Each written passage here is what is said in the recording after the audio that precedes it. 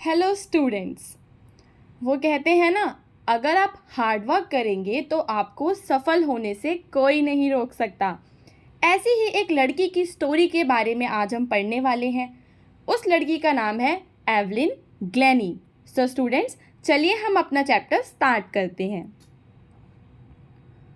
अ 17-year-old girl, एक 17 साल की लड़की had decided to make music her life. उसने क्या डिसाइड किया? That she will make music her life. Music को वो अपनी लाइफ बनाएगी, दो बीइंग कम्प्लीटली डेफ। जबकि वो कैसी थी? पूरी तरह से बहरी थी। डेफ का मतलब क्या होता है? बहरा होना, जिसको सुनाई न देता हो। This aspiring musician feels the vibration of N approaching train. यहाँ पे ये एक एस्पायरिंग म्यूजिशियन क्यों लिखा हुआ है हमने इसको? एस्पायरिंग का मतलब वो होता है जो इंसान कुछ पाने की अभिलाषा रखता है अपनी लाइफ में। So she was a aspiring musician feels the vibration of N approaching train. पर उसको वाइब्रेशन सुनाई देती थी। ठीक है, अगर कोई ट्रेन दूर से आ रही है तो उसको समझ आ जाता था। She can feel the vibration. She has been selected for training at the prestigious Royal Academy of Music in London. उसको सिलेक्ट किया गया। कहाँ पे सिलेक्ट किया गया? ट्रेनिंग के लिए। ट्रेनिंग के लिए royal academy of music London की। Evelyn Glennie feels nervous yet excited on the first day of a training.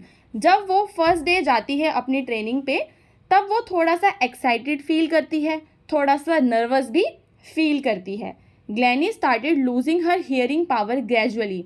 जब एवलिन ग्लेनी 8 साल की थी, ठीक है, कितने साल की? 8 साल की। At that time she started losing her hearing power. ठीक है, उसने अपनी हियरिंग पावर को लूज करना शुरू कर दिया था। कैसे? Due to nerve damage. उसके ब्रेन में या कहीं पे कोई नर्व डैमेज हो गई थी, जिसके वजह से वो सुन नहीं पाती थी। लेकिन 11 साल तक वो थोड़ा थोड़ा सुन पाती थी। She was advised to be sent to school for the deaf. उसको एडवाइस क्या दिया गया कि उसे ऐसे स्कूल में जाना चाहिए जो बहरे बच्चों का स्कूल होता है।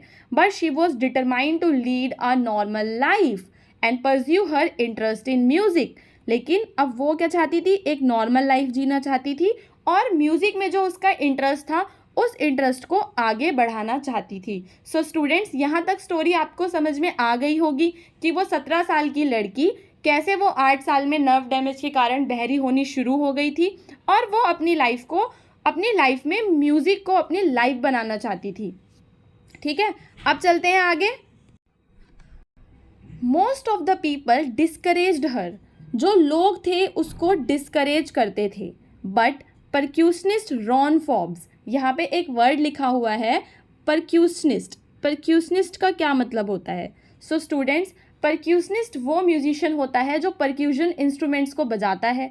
ठीक है, अब आप पूछेंगे कि मैम परक्यूजन इंस्ट्रूमेंट क्या होता है? सो स्टूडेंट्स, परक्यूजन इंस्ट्रूमेंट एक ऐसा इंस्ट्रूमेंट होता है जिसपे आप अगर उसको किसी चीज़ से हिट करोगे तब वो साउंड प्रोड्यूस करेगा, या उसको शेक करोगे तब वो साउंड प्रोड्यूस करेगा। तो वो सारे के सारे जो इंस्ट्रूमेंट्स होते हैं म्यूज़िक के, उन्हें हम परक्यूजन इंस्ट्रूमेंट्स कहते हैं। सो रॉन फॉब्स एक परक्यूजनिस्ट थे। उन्होंने देखा, उन्होंने नोटिस किया। देखो, ज़्यादातर जो लोग हैं वो बहरे इंसान को डिस्करेज ही करेंगे, लेकिन रॉन फॉब्स नाम का जो व्यक्ति था, उसने उसको एनकरेज किया। उसने नोटिस किया कि इस लड़की में तो पोटेंशियल है, इसके अंदर एबिलिटी है, और उन्होंने उसको मोटिवेट किया her to feel music in different parts of body. ठीक है, उससे क्या कहा कि वो म्यूज़िक को फील करे। ओके, ये वर्ड क्या है हमारा? फील है। उससे कहा कि आप जो है म्यूज़िक को फील करो और ट्राई करो म्यूज़िक को फील करने का अपनी बॉडी के अलग अलग पार्ट से। ही टुक 2 लार्ज ड्रम्स फॉर ट्यूनिंग। जो रॉन फॉब्स थे, उन्होंने 2 बड़े ड्रम्स लिए ट्यूनिंग के लिए, साउंड प्रोड्यूस करने के लिए। She immediately realised higher drum from the waist up. जो हायर ड्रम था वो कहाँ से फील करती थी? अपनी बॉडी का जो वेस्ट के ऊपर वाला पोर्शन होता है, वहाँ से उसको हायर ड्रम की साउंड फील होती थी, और लोअर ड्रम की साउंड उसको वेस्ट डाउन, वेस्ट के नीचे वाले हिस्से से होती थी। इसी तरह से जो फॉब्स थे, उन्होंने ये एक्सरसाइज रिपीट की। ठीक है, now she could feel certain notes in different parts of the body. तो अपनी बॉडी के अलग अलग पार्ट्स में she started feeling different notes of music. Music के अलग अलग जो नोट्स थे वो अपनी बॉडी के अलग अलग पार्ट से अब फील कर पा रही थी। तो यहाँ पे किसकी एंट्री हुई है? रॉन फॉब्स की एंट्री हुई है, जिन्होंने उसके अंदर एबिलिटी को देखा। During her 3-year course in Royal Academy of Music, she scored highest marks in the history of Academy.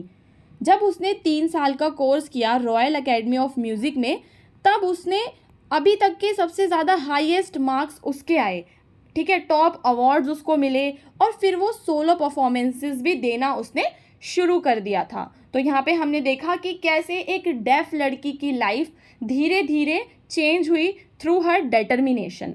Okay, अब चलते हैं आगे।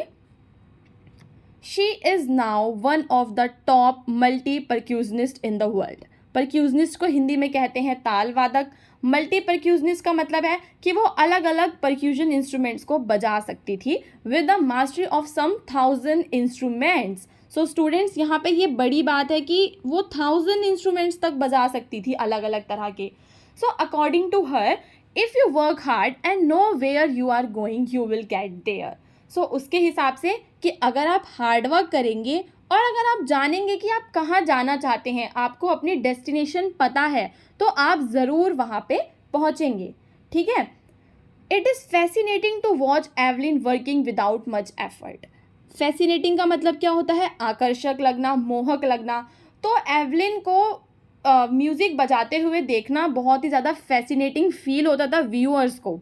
She speak clearly as she could listen till the age of 11।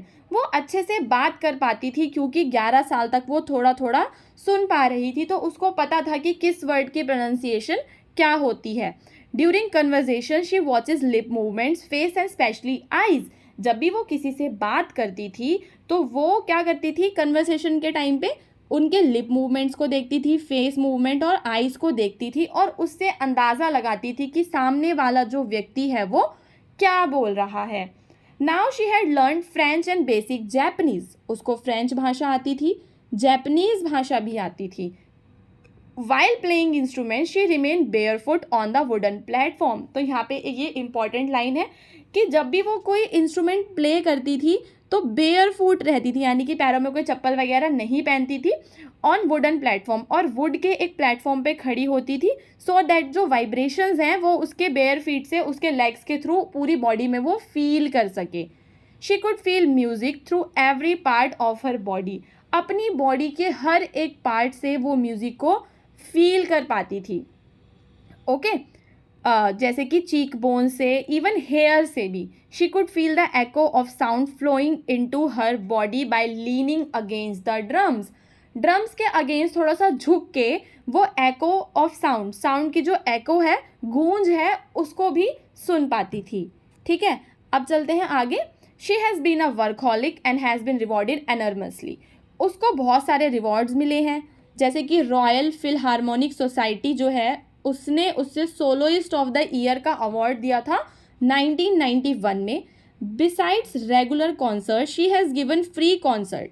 अब regular concerts तो वो करती ही रहती थी, कुछ फ्री कॉन्सर्ट्स भी देती थी हॉस्पिटल्स वगैरह में, और जो यंग म्यूजिशियंस थे, जो बच्चे हैं जो म्यूज़िक सीखना चाहते थे, उनको सिखाना उसकी टॉप प्रायोरिटी था।